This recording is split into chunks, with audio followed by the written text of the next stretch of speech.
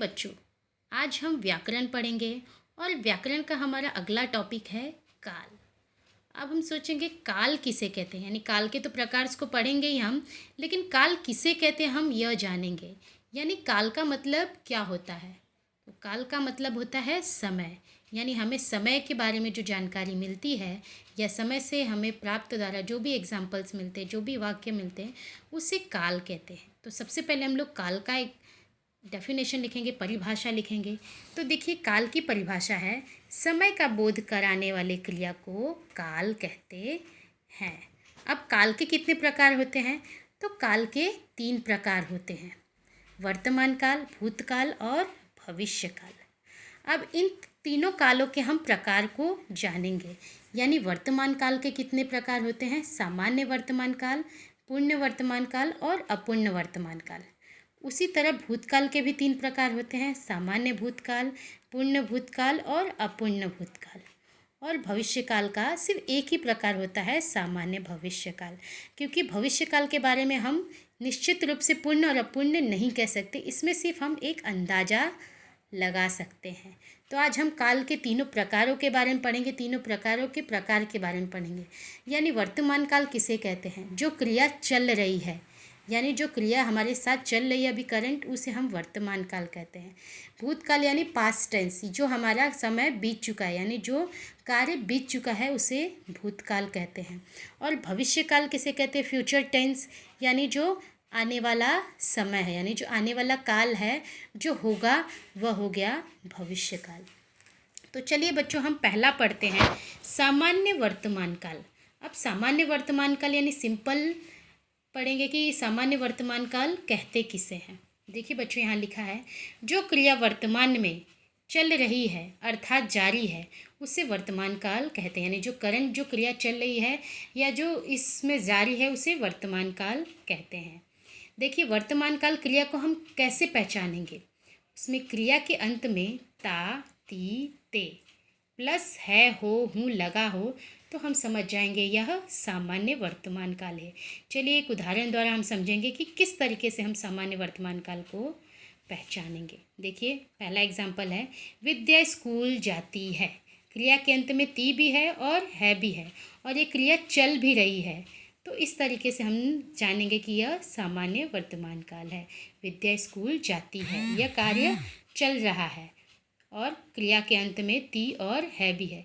यह मैंने आपको शॉर्टकट इसलिए बताया है ताकि आपको पता चले कि हम किस तरीके से उसे पहचानेंगे। दूसरा देखिए, मैं पढ़ाई करता हूँ। क्रिया के अंत में ता भी है और हूँ भी है, जिस तरीके से यहाँ बताया है और यहाँ बताया, दोनों में से कोई दोनों का होना ज़रूरी है। इस तरीके से हम सामान्य वर्तमान काल को समझेंगे। मैंने 2 उदाहरण द्वारा आप लोगों को समझाया है, आप प्लस 3 और उदाहरण दोगे, कम से कम आपका एक वर्तमान काल का यानी एक काल का 5 एग्जाम्पल होने चाहिए। यानी 5 उदाहरण द्वारा आप अपने कॉपी में लिखोगे। नेक्स्ट देखिए क्या है, अपूर्ण वर्तमान काल। अब हम जानेंगे अपूर्ण वर्तमान काल किसे कहते हैं। देखिए, यहाँ पर इसका परिभाषा है, जो क्रिया वर्तमान काल में पूरी ना हो उसे अपूर्ण वर्तमान काल कहते हैं। यानी जो क्रिया वर्तमान काल में पूरी ही ना हो उसे अपूर्ण वर्तमान काल कहते हैं। इसमें देखिए, क्रिया के अंत में रहा, रही, रहे प्लस है, हो, हूँ लगाने पर यह हो गया अपूर्ण वर्तमान काल। चलिए उदाहरण द्वारा और इसे अच्छे से समझते हैं। पहला उदाहरण है, शिक्षिका पढ़ा रही है।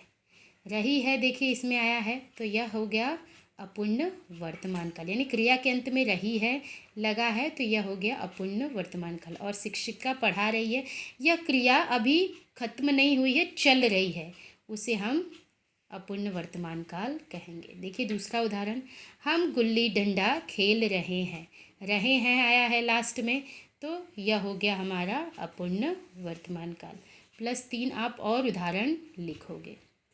अब हमारा देखिए तीसरा क्या है, पूर्ण वर्तमान काल। अब इसकी परिभाषा देखिए क्या है, जो क्रिया वर्तमान काल में पूर्ण हो उसे पूर्ण वर्तमान काल कहते हैं। यानी जो क्रिया वर्तमान काल में पूर्ण हो चुकी है उसे हम पूर्ण वर्तमान काल कहेंगे। अब देखिए इसमें क्रिया के अंत में क्या क्या लगना चाहिए, या, ये, ई, ए, या तो फिर चुका, चुकी, चुके, के साथ है, हो, हूँ लगा हो, तो यह हो जाएगा पूर्ण वर्तमान काल। आइए हम आगे देखते हैं, इसका उदाहरण देखते हैं। उदाहरण से और अच्छी तरीके से, स्पष्ट तरीके से समझेंगे। जैसे गीता सैर पर गई है, ई है और है, तो यह हो गया पूर्ण वर्तमान काल, और ये क्रिया पूरा भी हो चुकी है वर्तमान में, यानी वो सैर पर गई है। राम पढ़ाई कर चुका है, राम पढ़ाई कर चुका है, यह भी हो गया पूर्ण वर्तमान काल, यानी यह क्रिया हो चुकी है। नीचे आइए देखिए, सामान्य भूतकाल यानी दूसरा काल का पहला प्रकार सामान्य भूतकाल, उसका परिभाषा देखिए। जिस रूप से हमें क्रिया के बीते हुए समय का बोध होता है वह सामान्य भूतकाल कहलाता है। अब जो क्रिया बीत चुका है और हमें पता है कि यह कार्य बीत चुका है और हमें वो चीज़ें जानकारी मिलती है, तो वो हो जाएगा सामान्य भूतकाल। अब देखिए, इसके क्रिया के अंत में क्या लगा होना चाहिए, या, ई, ए। जैसे मैंने खाया, सोया, पाई, खोई, गई, ये सारी चीज़ें हो जाएगा सामान्य भूतकाल में। चलिए उदाहरण द्वारा समझेंगे। मैंने पढ़ाई किया, क्रिया के अंत में या लगा हुआ है, यह हो गया मैंने पढ़ाई किया सामान्य भूतकाल। इसके क्रिया के अंत में ना है, हो, हूँ लगेगा, ना ही था, थी, थे लगेगा। ध्यान में रखिए, क्योंकि आप लोग बार बार सामान्य भूतकाल में था, थी, थे लगाकर गलत करते हो। दूसरा हो गया राधा विद्यालय गई, गई यानी ई की मात्रा आया, क्रिया के अंत में ई आया, तो राधा विद्यालय गई। यह आपको इसलिए बताया है, ट्रिकी वे है, ताकि इस ट्रिकी वे में आप लोग और भी स्पष्ट तरीके से समझ पाओगे। दूसरा देखिए, अपूर्ण भूतकाल। अब अपूर्ण भूतकाल की परिभाषा जानेंगे। जो क्रिया भूतकाल में पूरा ना हो उसे अपूर्ण भूतकाल कहते हैं। इसमें क्रिया के अंत में रहा, रही, रहे प्लस था, थी, थे लगाने पर अपूर्ण भूतकाल कहलाता है। उदाहरण में देखिए, कमल लिख रहा था, सॉरी था, थी, थे रहेगा। कमल लिख रहा था हो गया यह अपूर्ण भूतकाल, यानी वह लिख रहा था, अभी तक उसने लिख के कंप्लीट नहीं किया है। दूसरा, पिताजी दफ्तर जा रहे थे, वो गए, पहुंच गए कि नहीं पहुंच गए हमें नहीं पता, तो रहे थे हो गया यह अपूर्ण भूतकाल। अब तीसरा देखिए, पूर्ण भूतकाल। इसकी परिभाषा देखिए, जो क्रिया भूतकाल में पूरा हो उसे पूर्ण भूतकाल कहते हैं, यानी भूतकाल में उस कार्य को पूरा हो जाना चाहिए। एग्जाम्पल क्रिया के अंत में देखिए क्या लगाएगा, या, ई, ए, या तो फिर चुका, चुकी, चुके के साथ था, थी, थे लगने पर यह हो जाएगा पूर्ण भूतकाल। यहाँ पे देखिए, राम पढ़ाई किया था, यह कार्य पूर्ण हो चुका है, या भी आया और था भी आया, यानी राम पढ़ाई कर चुका था। दूसरा देखिए, पिताजी दफ्तर जा चुके थे, यानी चुके भी आया, यानी यह कार्य भी भूतकाल में पूरा हो चुका था। क्रिया के अंत में हम इस ट्रिकी वे द्वारा जानेंगे कि यह पूर्ण भूतकाल है। और हमारा अंतिम आएगा सामान्य भविष्यकाल। सामान्य भविष्यकाल किसे कहते हैं? इसमें हमें क्या होता है, हम सिर्फ एक अंदाज़ा लगा सकते हैं कि यह कार्य होगा कि नहीं होगा। इसका परिभाषा देखिए, जो क्रिया भविष्य में होने की संभावना अथवा अनुमान लगाया जाए उसे सामान्य भविष्यकाल कहते हैं। हम सिर्फ एक इमेजिनेशन कर सकते हैं कि यह कार्य होगा ही। उसमें देखो, क्रिया के अंत में गा, गी, गे लगेगा सिर्फ। एग्जाम्पल देखिए, राधा नौकरी करेगी। अब राधा नौकरी करेगी कि नहीं करेगी कंफर्म नहीं है, हम सिर्फ एक फ्यूचर के बारे में एक थॉट बता रहे हैं।